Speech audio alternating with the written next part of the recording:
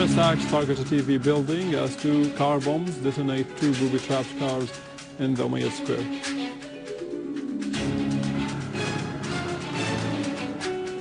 Units of the Syrian Army besiege terrorists and restore safety and security to several areas in the countryside of Damascus, Deir ez-Zor and al-Rai.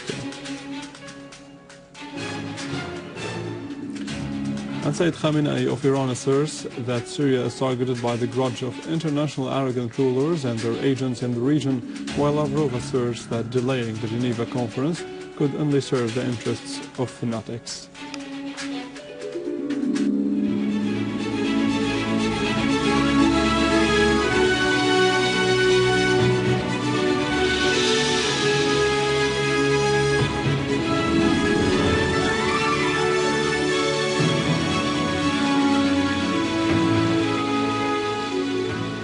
Good afternoon, this is news in English from the Syrian Army television in Damascus.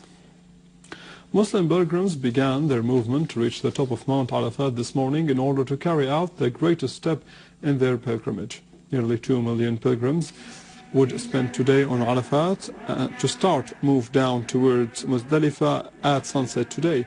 There will be where they will spend the rest of the night till tomorrow. The first day of al-Adha is tomorrow. In response to the prevention of Syrian citizens from carrying out pilgrimage this year, the Minister of Religious Endowment, Dr. Muhammad Abdel Sattar al-Sayyid, said that the Higher Committee of Pilgrimage considers the Saudi government responsible for preventing Syrian citizens from pilgrimage.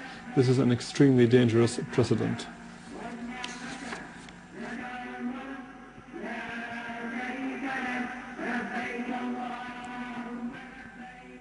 In other news, Patriarch Gregorius III Laham of the Roman Catholics in Antioch and the Orient expressed hope that al-Adha would bring to this suffering region the hope of peace.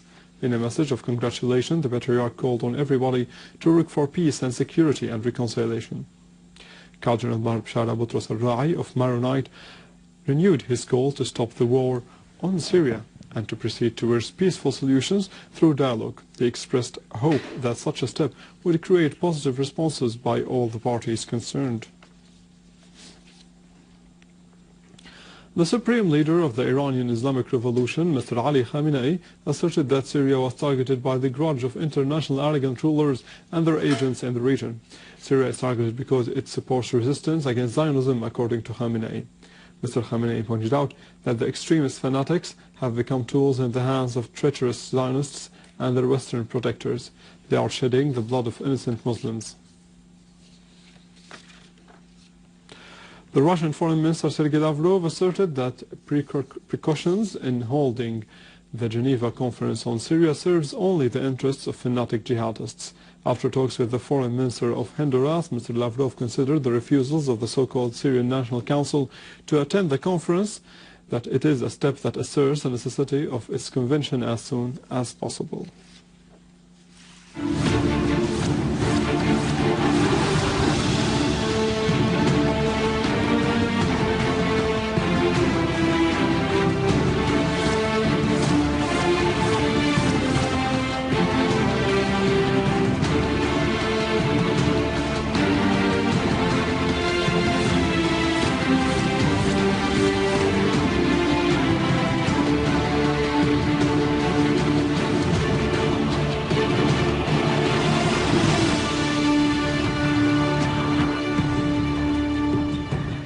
Within the context of the efforts to protect citizens from terrorist acts and practices, the Ministry of Social Affairs, in cooperation with the Governorate of Damascus countryside and the Syrian Red Crescent organization, continued to help to transfer 3,000 women and children who were detained by terrorist gangs in al-Muadamiyet al-Sham neighborhood.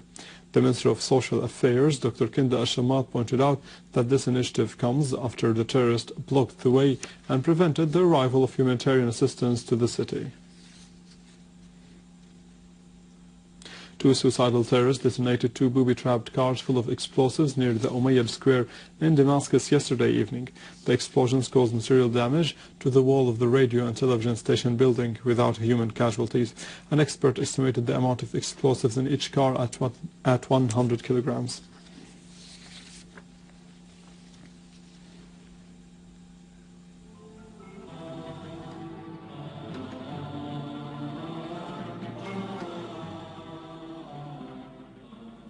moving to Daraya, where our armed forces discovered a tunnel used by the terrorists to hide and transfer weapons and ammunition. The tunnel is nearly 300 meters long and 10 meters deep. Underground, it is supplied with light and ventilation openings that contain cameras to watch the land surface above.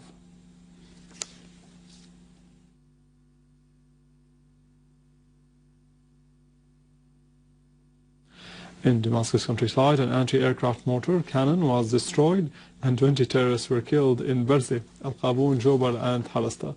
A Syrian Arab Army unit also destroyed a terrorist hideout near Zamalka. They continued their operations in the farms of al-Qasimiyya and its environs, killing 20 armed terrorists. The town of Hajjera and Sbene witnessed a series of successful army operations, where several non-Syrian terrorists were killed in violent clashes.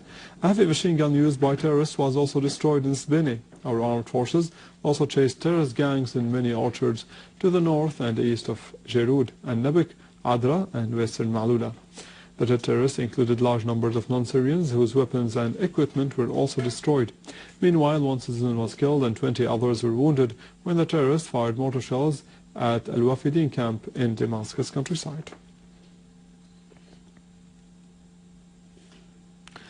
In Damascus countryside, also units of the Syrian Arab Armed Forces carried out an operation in Tel Fita that blocked the way of infiltration of the terrorist gangs from Lebanese territories into Syria, across a hilly area. The people of Tel Fita thanked the Syrian army and asserted that they would continue to face and foil the al-Qaeda terrorism, which is supported by regional Gulf states and the West.